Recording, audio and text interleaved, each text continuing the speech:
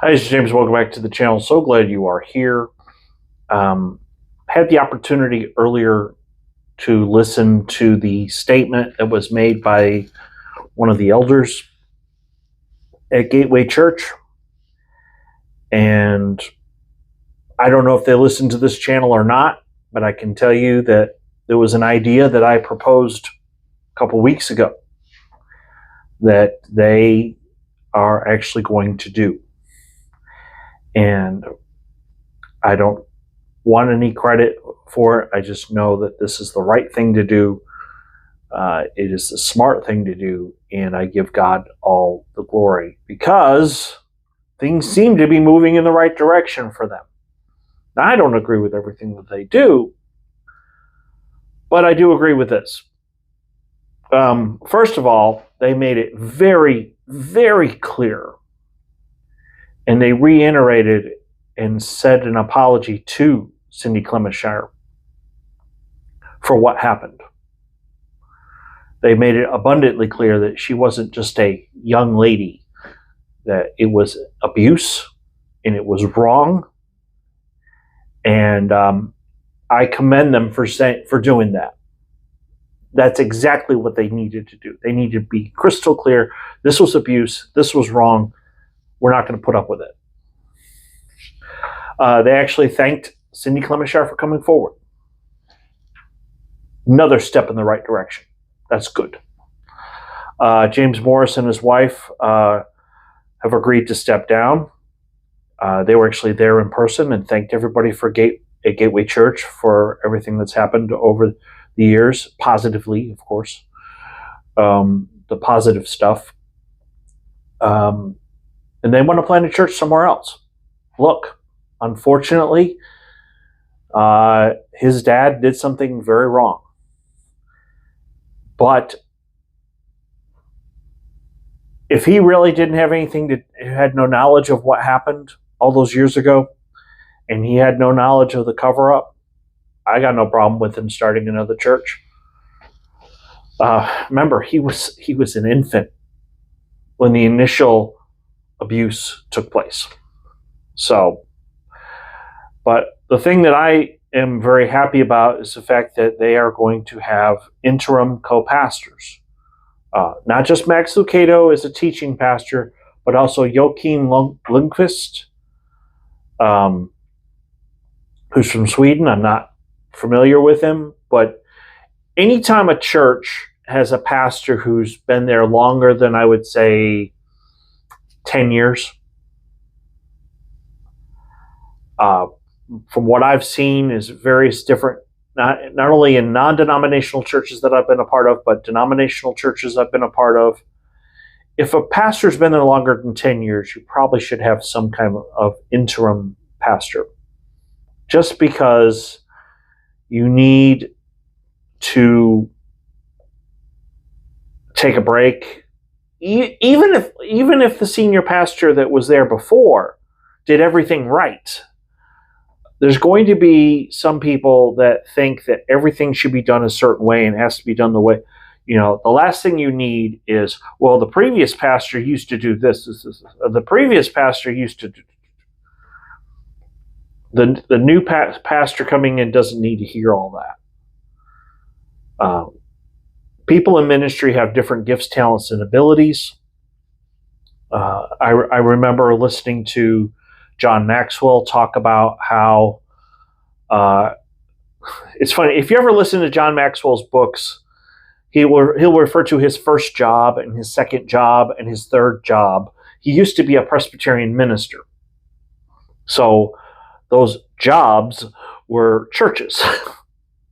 When he went to his third church in California, the previous pastor was very musically talented. And he essentially attracted a lot of musically talented people to that congregation. Well, John Maxwell is an expert in leadership, so he attracted a lot of leaders into that congregation. Same role, different talents. And so the fact that Gateway Church is going with a interim pastor, smart move. Now, the elder said they had a plan for now, 6 months, in the future. And I believe that Max Lucado is supposed to speak every other week, and Joachim Lundqvist is supposed to speak every other week. That'll probably last about 3 to 6 months. And the long-term plan is to look for a senior pastor. Now, the whole reference to somebody making a prophecy about dry bones, and they got a word from Jensen Franklin about, going through a storm. You can take whether you want to believe that. That's up to you. What I do know is that so far the two messages I've seen from Max Lucado were very pastoral.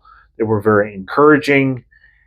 And I do believe the Gateway Church, at least the elders that are there, are looking to move forward and are going in a much different direction.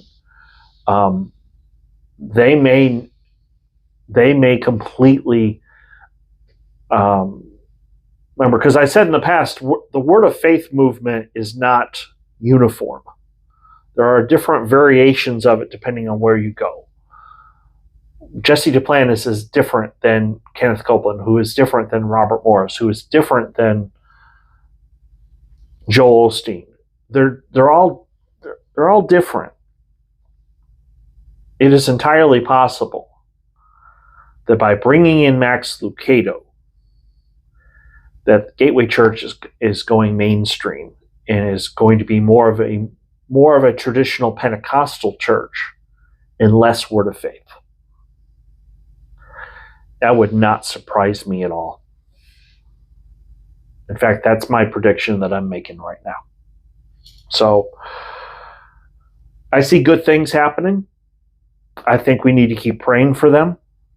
I think we need to recognize that there's people in the pews that absolutely had nothing to do with what Robert Morris did. They had nothing to do with any kind of cover-up. We need to pray for them. We need to pray for any victims.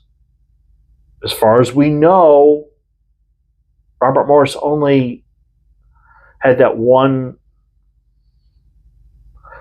essay with Cindy Clemenshire. Nobody else has come forward as of yet. And I pray if there's anybody else who has been hurt by any clergy in that area, that they'll come forward and share their story.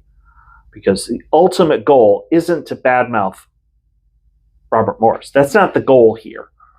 I hope and pray that he goes and gets therapy, and he seriously needs do some soul searching. But the goal is to eliminate all forms of abuse of any kind by clergy. This kind of behavior is not acceptable at all, period.